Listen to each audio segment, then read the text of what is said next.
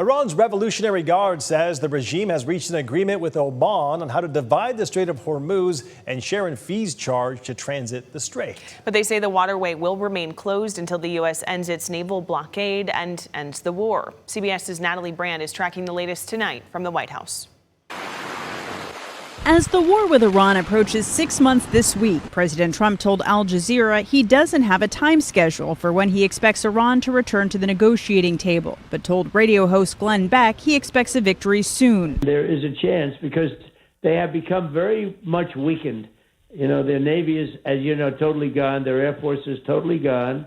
Their soldiers, many of their soldiers aren't being paid. Iran's president said this week they will continue pursuing dialogue, even as Israeli Prime Minister Benjamin Netanyahu said he doesn't believe a deal is possible. President Trump is banking on economic pressure to force Iran's hand.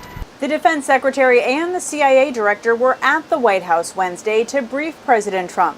It comes one day after CIA Director John Ratcliffe traveled to Moscow for meetings with Russian intelligence officials. We would like to see the war with Ukraine end. A Kremlin spokesperson told reporters it was too soon to predict whether the meeting might help get relations out of what he called a deep crisis. We have to retaliate in order to defend ourselves and protect ourselves. And Canada is questioning its relationship with the U.S. amid an escalating trade war.